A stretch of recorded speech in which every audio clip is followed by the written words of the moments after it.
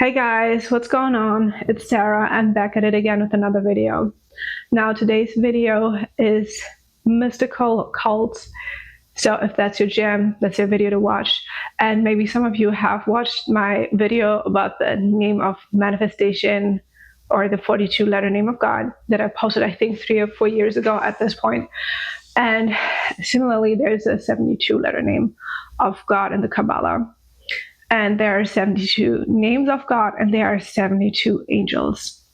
They're called the angels of the ShemHa Mephorash. It is an incredibly powerful name that is sometimes used on its own, and there are a lot of magic rituals where these angels are called, so I'm going to tell you what they're all about and what they can do for you. Now, the 72 letter name is taken from 3 verses in Exodus. It's Exodus 14, 19 to 21. And I know I've mentioned this before briefly in another video, but I want to go deeper in this one.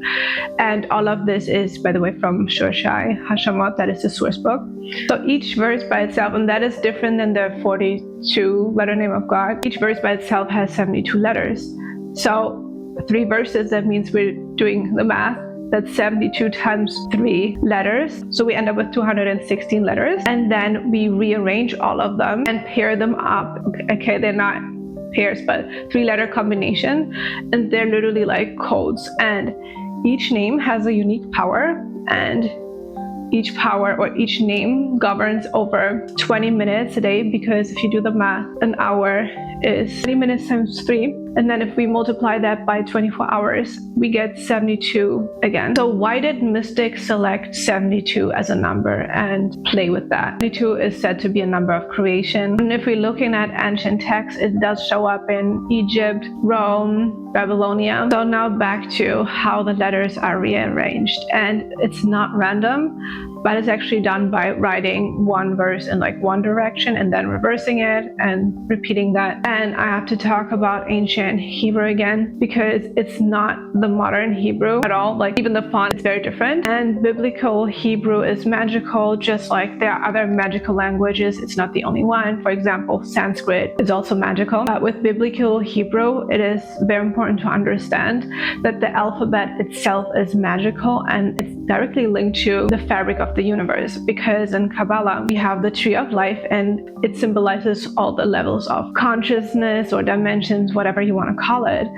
And we have these 10 sephirots or spheres, and they represent the different steps of consciousness. Again, this is a very vast topic for another time, but in between those sephirots or spheres, we do have 22 paths. Now, the Hebrew alphabet has 22 letters, so they're directly corresponding to that.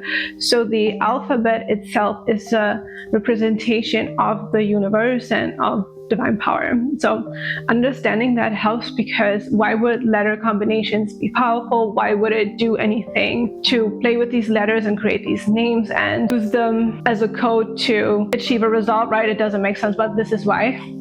But now back to the 72 letter name. So the 72 letter name, right, from those 3 verses is called ShemHa. I hope I'm pronouncing that correctly. And those 3 verses, if you're curious what they're about, they are actually the part where Moses is stretching out his hand and parting the Red Sea. The 72 letter name by itself can be meditated on, just to, if you want to fill yourself up with divine power. And again, I've also seen it in ritual magic, where it's used almost like an intro before calling out to someone else. And the way I've seen it is in a talisman, where you have the whole name and not individual ones. So it's like you're plugging into this power system. Basically, what it does is it empowers all of the following rituals. And that is very similar to the 42 letter name when it's used as a whole. But now again, with the 42 letter name, we only get 7 names, but because we have 216 letters, we get 72 names. And these 72 names or codes all have unique powers. You can work with them individually by meditating on the letters and chanting the name. And it's pretty much like turning the radio dial and then tuning into a very specific frequency that you then take into your own being. So for example, the name Yeye, I hope I'm pronouncing that right, is supposed to give you protection against evil. But now let's talk about the 72 angels. So the 72 angels of the ShemHa Mephorash. Now each of the 72 names again already has these different powers, but they also have a corresponding spirit, intelligence, or angel. And some of you might be watching this that are less familiar with this topic, that think of angels as how they're depicted in pop culture as these babies with white wings, kind of goofy looking, and that's not what I'm talking about here. If you don't like the word angels, if that's too Christian for you or whatever, you can also call them spirit intelligences. There are many classes of spirit, but angels are supposed to be of God. And pretty much everyone knows about the archangels, Michael or Michael, Raphael, Gabriel, Uriel, or Ariel. And no, they're not part of the 72 angels. I'm just using them as an example. And they exist in Christianity, Judaism, and even Islam has 2 of them and then 2 other ones. But here's something that's interesting and very relevant to this. If you look at their names, you gotta notice that they all end in L. Okay? And L, of course, means God in Hebrew. And yes, before you yell at me in the comments, I know that in Judaism, you're not supposed to name God at all. But this is Kabbalah, and I'm talking about Western occultism here, so it's a bit different. In the Kabbalah, we use different names for God, okay? But L is one of them.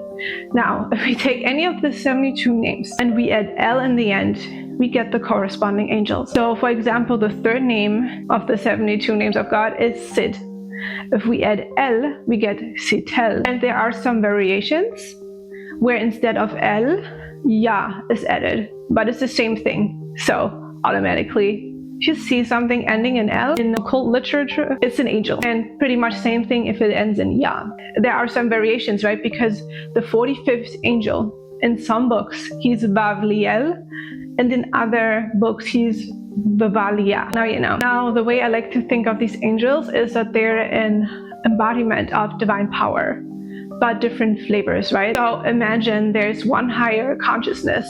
Then an angel is a very specific part of that consciousness. And to me, is similar to thinking of light, because the whole light spectrum has all the colors, right? We just perceive different wavelengths as different colors. Now, the 72 angels are incredibly powerful, and they can help with anything, really. Now, angel magic compared to working with other spirits can sometimes feel somewhat far away. Angels are said to work more on the grand scheme in how they move around and shift things for you. And some people do have problems where they're asking for something and then they get their whole life wrecked in the process just to get the result in the end, because they're asking for a major change. And in the end, they do get what they want, but they complain that it was too painful. And I agree, we usually don't want that, right? But again, sometimes if you ask for a major change, that happens, and angels just tend to do it this way. So, little warning here.